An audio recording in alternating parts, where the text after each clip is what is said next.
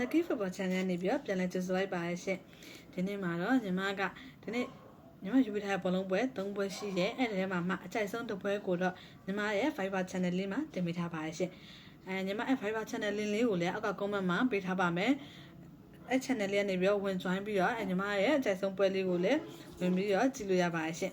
ကဲဒီနေ့မှာတော့ညီမသုံးသက်ချက်လေးပေးခြင်းနဲ့ပွဲလေးရတော့ဘာလို့ပြပါလဲဆိုလို့ရှိရင်เนาะညီမဘက်ကနေပြီးတော့ဒီဘန်လင်နဲ့ Newcastle အသင်းရဲ့သုံးသက်ချက်လေးပေးချင်ပါတယ်ရှင်ဒီဘက်ကိုကြည့်ရမှာဆိုလို့ရှိရင်เนาะဒီပေါ့နော်အဝေးကွင်းဖြစ်တဲ့ Newcastle ဘက်ကနေပြီးတော့အကျေးကိုတစ်လုံးကို15ပြားအပေါင်းပေးထားပြီးတော့6ပေါင်းကိုကြည့်မယ်ဆိုလို့ရှိရင်တော့3လုံးကိုမှ85ပြားအပေါင်းပေးထားတာကိုတွေ့ရတယ်ရှင်ဘန်လီအသင်းရဲ့နောက်ဆုံး9ပွဲကိုကြည့်မယ်ဆိုလို့ရှိရင်တော့2ပွဲတည်း3ပွဲရှုံးဖြစ်နေပြီးတော့ရှုံးခဲ့တဲ့ပွဲတွေကဘယ်သူရှုံးခဲ့ရလဲဆိုလို့ရှိရင် Palace, Newcastle နဲ့ Fulham တို့ကိုရှုံးခဲ့ရဖြစ်ပြီးတော့ဘုံမောင်းနဲ့ Everton ကိုတော့တရေကစားတဲ့အောင်တွေ့ရပါတယ် Newcastle ဘက်ကိုကြည့်လိုက်မယ်ဆိုလို့ရှိရင်တော့ဒီ Newcastle ရဲ့နောက်ဆုံး9ပွဲမှာ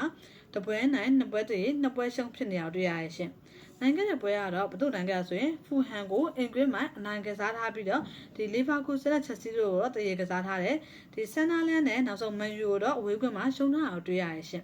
ဒီနှစ်သင်းရဲ့ head to head ကိုကြည့်မယ်ဆိုလို့ရှိရင်လည်း Newcastle ဘက်ကနေပြီးတော့ဒီအနိုင်ကစားထားတာပေါ့နော် Newcastle ဘက်ကအသာစီးရနေတဲ့အနေအထားမျိုးတွေ့ရရရှင်ကဲအဲ့ဆိုလို့ရှိရင်တော့ဒီနေ့ပေါ့နော်ဒီနှစ်သင်းရဲ့ပွဲကိုသုံးသပ်ရမယ်ဆိုရင်ညီမဘက်ကနေပြီးတော့ဒီလူစုံမှုမရှိဘူးလူမစုံတဲ့ဒီဘန်လီဘက်ကနေပြီးတော့ဒီဘန်လီပေါ့နော်ညီမကတော့လူမစုံတဲ့ဒီဘန်လီကိုတော့ညီမကမကြိုက်နေဘူးရှင့်ဒီနေ့မှာတော့အဝေးကွင်းမှာအမှတ်လုံနေတဲ့ Newcastle နဲ့အတူပဲညီမကတော့အပိတ်ချင်ပါတယ်ရှင့်ညီမကတော့ဒီနေ့မှာ Newcastle အသင်းကိုရွေးချယ်ထားဖြစ်ပါတယ်အကူတို့အနေနဲ့လည်းဒီနေ့မှာဘယ်အသင်းလေးတွေကိုရွေးချယ်ပြီးတော့ကစားမယ်ဆိုတော့ညီမကို comment လေးမှာပြောပြပေးပါအောင်ရှင်ပြီးတော့ညီမရဲ့ဒီပေါ့နော် Viber channel လေးမှာပွဲကောင်းလေးတွေနေ့တိုင်းတင်ပေးနေတာဖြစ်တဲ့အတွက်ကြောင့်မို့လို့ဒီ Viber channel လေးကိုလည်း join ထားပေးဖို့ညီမဘက်ကတောင်းဆိုချင်ပါတယ်ရှင့်ပြီးတော့ညီမရဲ့ဒီ video လေးကိုလည်း like and follow လေးလုပ်ပေးထားပါအောင်ရှင့်ပြီးလို့ရှိရင်ညီမကိုလည်း share ပေးကြပါအောင်ရှင့်အားလုံးကိုကျေးဇူးအများကြီးတင်ပါတယ်